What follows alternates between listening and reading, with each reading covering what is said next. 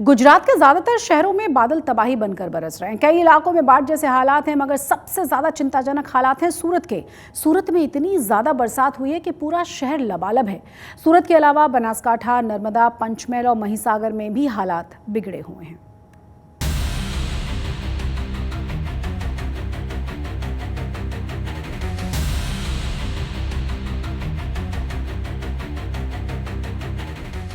गुजरात पर मौसम की ऐसी मार पड़ी है कि शहरों में हाहाकार है।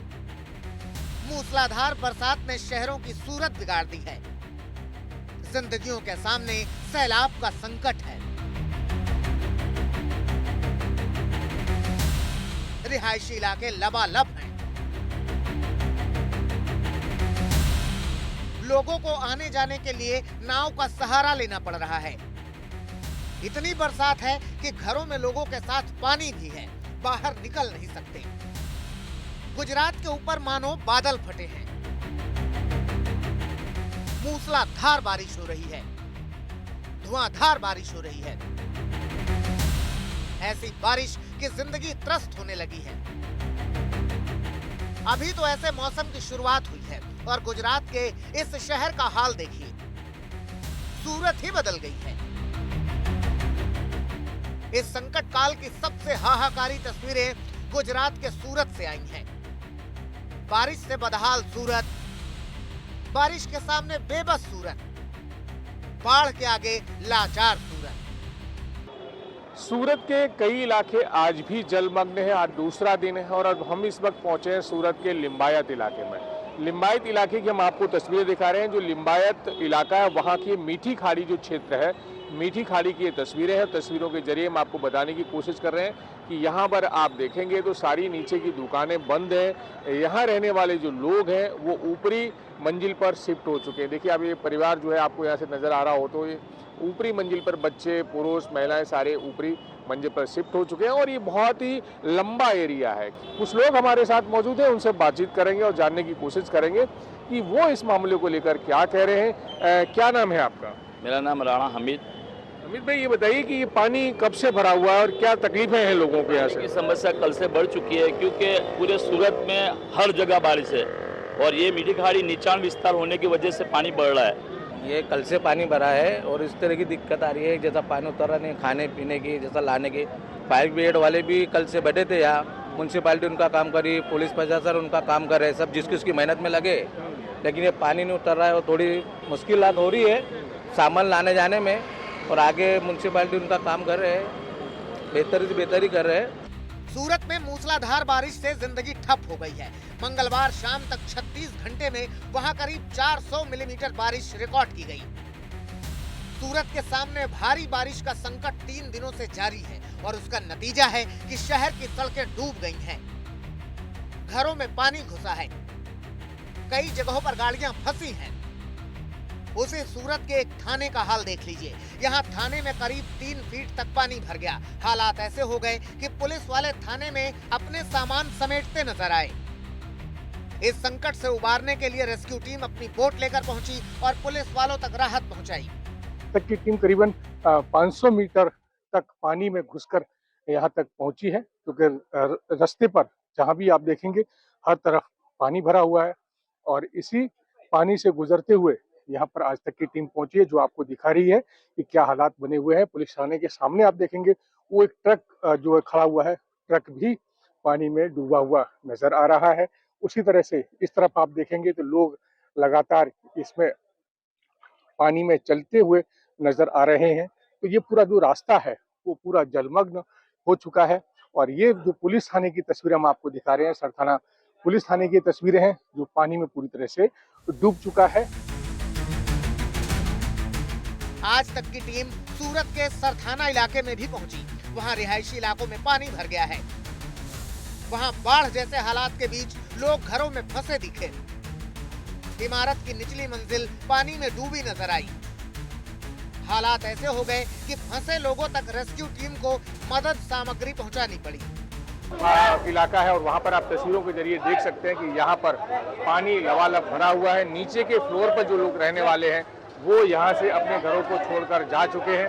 और देखिए फूड पैकेट जो है महानगर पालिका के कर्मचारी यहाँ पर दे रहे हैं। और ये तस्वीरें सूरत के सरथाना इलाके की हैं, जहाँ आप देखेंगे तो यहाँ पर पानी चारों तरफ भरा हुआ है। और ये पानी के बीच जो नीचे के जो फ्लोर है वहां से लोग जा चुके हैं अपने घरों को छोड़कर, अथवा ऊपर शिफ्ट हो गए हैं। नीचे घरों में ताला मार दिया गया है।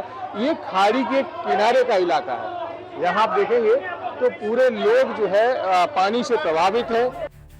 मॉनसून के इस संकट की वजह से सूरत में 2 दिन पहले ही एक इमारत की दीवार भरभरा कर सैलाब में समा गई। सूरत के ज्यादातर हिस्सों में सड़कें भारी बारिश के बाद डूबी हुई हैं। मौसम विभाग का अलर्ट है कि सूरत को भी ऐसे हालात से राहत नहीं मिलने वाली। सूरत के बाद बनासकांठा की तस्वीरें देख लीजिए। बनासकांठा में जोरदार बरसात के बाद चारों ओर सिर्फ पानी ही पानी नजर आ रहा है। यहाँ लोगों के खेत लबालब हैं। लोग पानी से परेशान हैं क्योंकि फसलें बर्बाद हो रही हैं। बारिश के तहत नुकसान भी ज़्यादा हुआ है, तो हमारे आसपास के गांव है वो सारे प्रभावित हुए हैं। तो इसमें हमारा गांव का जो 100-150 एकड़ की जो फसल है उसमें जो मूंगफली का मोस्ट ऑफ वावेतर किया हुआ था तो वो सब नष्ट हुई है। वो बहुत ज़ोर से बारिश हुई, करीबन अंदाजित 10 से 12 इंच एक साथ बारिश हुई, जिसके वजह से जो यहाँ जो फसल लगाई है वो पूरी तरह नाश हुई है। और साथ में खेती की ज़मीन को भी बहुत नुकसान हुआ है। बहुत भारी बारिश हुई है, यहाँ की सभी फसल नष्ट हुई है। और हम राज्य सरकार से निवेदन कर रहे हैं कि हमारी फसल का पूरा सही मुआवजा दे, ऐसा अपेक्षा रख रहे हैं। गुजरात के बाकी शहरों में भी हालात बेकाबू हैं। नर्मदा में भी बेहिसाब बरसात ने शहर को लबालब कर दिया है। अरावली में भी बाढ़ के हालात हैं। दाहोद में भी ऐसा पानी बरसा है जिसने लोगों के जीवन पर ब्रेक लगा दिया है। पंचमहल, महिसागर और वलसाड में भी जोरदार बरसात में सब कुछ डूबा डूबा है। ऐसी बरसात हुई है जिसने हालातों को बदतर कर दिया है। गुजरात पानी की मार से तड़प उठा है। पानी निकासी के इंतजाम तो किए जा रहे हैं, मगर उम्मीद से ज्यादा हुई बारिश के सामने सारे इंतजाम नाकाफी हैं। सूरत से संजय राठौड़ के साथ आज तक ब्यूरो।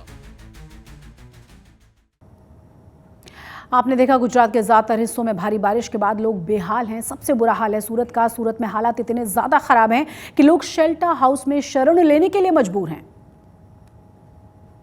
सूरत के कई इलाकों में वाटर लॉगिंग दूसरे दिन भी है और लोगों को शिफ्ट भी किया गया। हम इस वक्त मौजूद हैं सूरत के उधना के एक स्कूल में, जो सरकारी स्कूल है। और यहाँ पर आप देखेंगे महानगर पालिका के कर्मचारी हैं जो यहाँ पर अपनी ड्यूटी दे रहे हैं। और इसी स्कूल में जो है कुछ लोगों को यहाँ पर शिफ्ट किया गया है। महिलाएं हों पुरुष हों, उनको यहाँ पर शिफ्ट किया गया है।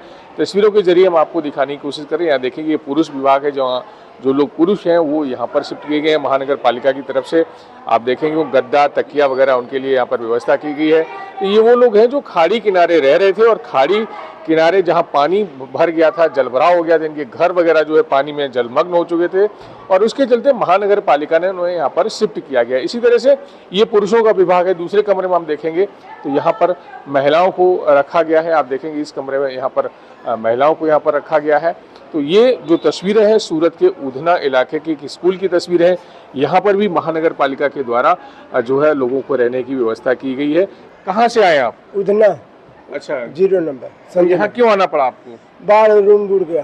अच्छा, हाँ, इधर आना पड़ा। और घर बकरी का सामान भी डूब गया है? हाँ, सब डूब गया है। अच्छा, हाँ। तब इधर छोड़ रात में भाग के आए। अच्छा, हाँ।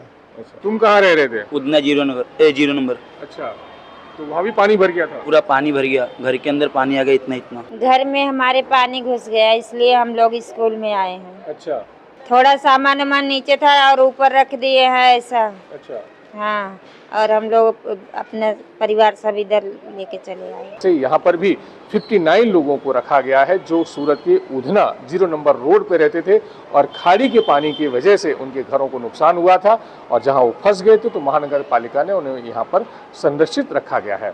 संजय सिंह राठौड़, सूरत आज तक।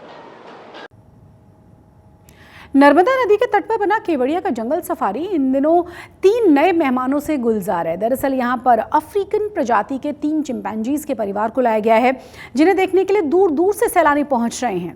हमारी इस खास रिपोर्ट को देखिए।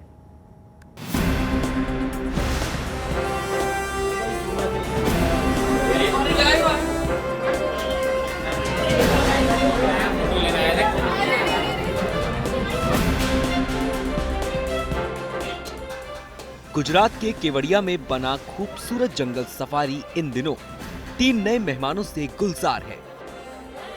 अब यहां सैलानियों को 3 चिंपैंजियों को भी देखने का मौका मिल रहा है। अपने बाड़े में इनकी उछलकूद बच्चों के साथ बड़ों को भी आकर्षित कर रही है। दुनिया की सबसे ऊंची प्रतिमा स्टैच्यू ऑफ यूनिटी में चिंपांजी लाए गए हैं। आप तस्वीरों में देख पा रहे हैं, यहाँ पे सैलानियों के लिए ग्लास के अंदर चिंपांजी रखे गए हैं। पूरी तरह से ये अफ्रीकन है और इनको यहाँ पे लाया गया है। आप तस्वीरों में देख पा रहे हैं कि किस तरह से इनके रहने की व्यवस्था है। इन्हें अबू धाबी के कैपिटल जू एंड वाइल्ड लाइफ से लाया गया है। इन 3 चिंपैंजियों में एक नर निको और 2 मादा सूजी और एमिलिया शामिल हैं, जिन्हें देखकर दर्शकों को काफी मजा आ रहा है। बहुत अच्छा लगा ये सब देख के हमें। यहाँ की फैसिलिटी हमको बहुत अच्छी लगी, तो खासकर बच्चों लोगों को। और मेरे पेरेंट्स भी सीनियर सिटीजन हैं, लेकिन व्यवस्था काफ़ी बहुत अच्छी है यहाँ पे। इन चिंपैंजियों का यहाँ खास ख्याल रखा जा रहा है। इनके लिए खास तौर पर एक विशाल और सुरक्षित पिंजरा बनाया गया है। पिंजरे में अफ्रीकी जलवायु की तरह ही माहौल दिया गया है। अनुभवी डॉक्टर्स की पूरी एक टीम इनके देखभाल में जुटी हुई है। स्पीशीज हम लोग यहाँ पे पब्लिक को डिस्प्ले कर रहे हैं। उसमें एक और रत्न जुड़ने जा रहा है, चिंपैंजी, और वो भी हमारे कोशिशों से एक परिवार बन गया है। हालांकि अंग्रेजी में चिंपैंजी के परिवार को पार्टी बोला जाता है, तो वो पार्टी तैयार हो चुका है, जिससे कि यहाँ पे जो भी दर्शक आएंगे उनका मनमोहन ये चिंपैंजी करेंगे। स्टैच्यू ऑफ यूनिटी के पास बने इस जंगल सफारी में बड़ी संख्या में पर्यटक पहुंच रहे हैं। बारिश के मौके पर ये जगह और भी खूबसूरत हो जाती है। सैलानी अपने बच्चे और परिवार के साथ स्टैच्यू ऑफ यूनिटी घूमने आए हैं, जहाँ पे वो चिंपांजी अब देख पाएंगे। नरेंद्र, पेपर वाला, नर्मदा, आज तक। अहमदाबाद के जगन्नाथ मंदिर से 27 जून को भगवान जगन्नाथ की रथ यात्रा निकलेगी और इसके लिए जोरदार तरीके से तैयारियां जारी हैं। सुरक्षा व्यवस्था से लेकर तमाम तैयारियों को दुरुस्त किया जा रहा है। 27 जून के दिन अहमदाबाद के जगन्नाथ मंदिर से भगवान जगन्नाथ की भव्य रथ यात्रा आयोजित की जाएगी। इस साल 148वीं रथ यात्रा को लेकर जोरदार तैयारियां जारी हैं। फिलहाल आप तस्वीरों में भगवान के दर्शन भी कर सकते हैं। भगवान जगन्नाथ के साथ बलदेव जी और बहन सुभद्रा जी की जो प्रतिमा है, फिलहाल उनकी आंखों पर पट्टी बांधी गई है। जिस प्रकार से एक कहावत भी है कि भगवान रथ यात्रा के 15 दिन पहले अपने मामा के घर जाते हैं, जहां पे उन्हें लाड लड़ाया जाता है और इसके बाद कंजक्टिवाइटिस यानी भगवान की आंखें आ जाती हैं, और जब वो मामा के घर से लौटते हैं उसके बाद भगवान की आंखों पर इसी प्रकार से पट्टी बांधी जाती है। फिलहाल तस्वीरों में आप ये देख रहे हैं अहमदाबाद का जगन्नाथ मंदिर, जहां इस साल 27 जून के दिन लगातार 148वीं रथ यात्रा जो है वो निकाली जाएगी। नेत्रोत्सव विधि इसको कहा जाता है। नेत्रोत्सव विधि आज सुबह पूर्ण कर ली गई है और भगवान के दर्शन के लिए मैं विजय प्रितेश को कहूँगा अपनी बाईं तरफ की तस्वीरें भी दिखाएं। भगवान के दर्शन के लिए बड़ी संख्या में जो श्रद्धालु हैं वो भी पहुंचे हुए हैं। हर कोई अपने फ़ोन में भी भगवान की ये जो तस्वीर है वो लेने की कोशिश कर रहा है, भगवान के दर्शन करने की कोशिश कर रहा है। खास करके आज के दिन अगर बात करें तो प्रधानमंत्री नरेंद्र मोदी की तरफ से भी विशेष प्रसाद भगवान जगन्नाथ के मंदिर में भी भेजा जाता है। 27 जून की बात करें तो जब रथ यात्रा प्रस्थान करेगी उसके पहले सुबह 4 बजे जो मंगला आरती होगी उसमें देश के गृह मंत्री अमित शाह भी मौजूद रहते हैं। वो यहाँ पे आरती भी करते हैं और उसी दौरान जो ये आंखों में भगवान की पट्टी लगाई गई है उसे निकाला जाता है। इसके बाद भगवान रथ में विराजमान होते हैं और रथ यात्रा 16 किलोमीटर के रूट यानी जमालपुर मंदिर से सरसपुर और सरसपुर से जमालपुर मंदिर शाम को 7 बजे लौटती है और इस दौरान लगभग 25,000 जितने पुलिस बंदोबस्त भी पूरे सड़कों पर देखा जाएगा और इस रथ यात्रा में लाखों की संख्या में श्रद्धालुओं की मौजूदगी भी रहती है। कैमरा पर्सन प्रीतेश रावल के साथ अतुल तिवारी, आज तक, अहमदाबाद। भगवान जगन्नाथ की रथ यात्रा से पहले मुस्लिम समुदाय की तरफ से कौमी एकता का संदेश दिया गया है। हर साल की तरह इस साल भी भगवान जगन्नाथ मंदिर के महंत को चांदी का रथ भेंट किया गया। चांदी का रथ भेंट करने वाले रऊफ बंगाली के मुताबिक पिछले 26 साल से रथ यात्रा से पहले मंदिर के महंत को चांदी का रथ तैयार करके भेंट के तौर पर दिया जाता रहा है। इस बार जो रथ दिया गया है उसमें 5 घोड़े हैं। अहमदाबाद के जमालपुर स्थित भगवान जगन्नाथ के मंदिर से 148वीं रथ यात्रा 27 जून के दिन निकाली जाएगी। इस रथ यात्रा के मद्देनजर गुजरात के गृह राज्य मंत्री हर्ष संघवी द्वारा पूरे रूट का निरीक्षण किया गया है। 25,000 से भी अधिक पुलिस जवान इस बंदोबस्त में मौजूद भी रहेंगे। हमारे साथ रऊफ बंगाली मुस्लिम समुदाय से जो कि आते हैं वो मौजूद हैं और यहाँ पे आप तस्वीरों में देख पा रहे हैं एक सुंदर सा रथ तैयार किया गया है। इस रथ की बात करें तो रऊफ बंगाली और मुस्लिम समुदाय के लोगों के द्वारा इस रथ को मंदिर के महंत को भेंट के स्वरूप में दिया जाएगा और रऊफ बंगाली से इसी रथ के संदर्भ में बात करेंगे।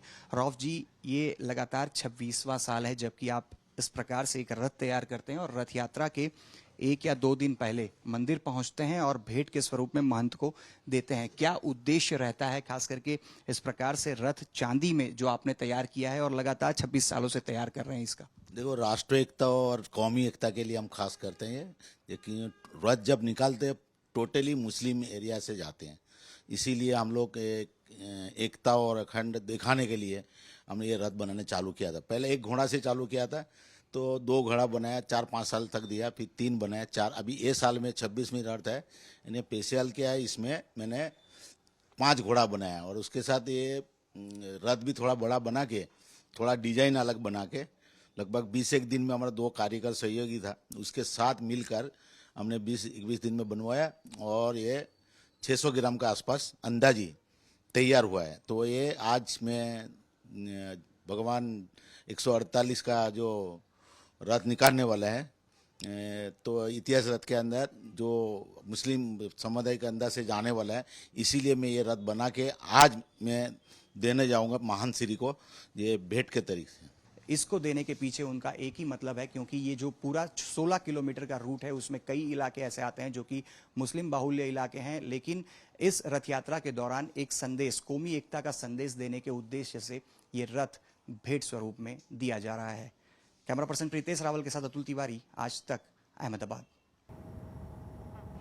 आज तक गुजरात के स्पेशल बुलेटिन में आज के लिए बस इतना ही, लेकिन देश और दुनिया की तमाम बड़ी और अहम खबरों के लिए आप देखते रहिए आज तक।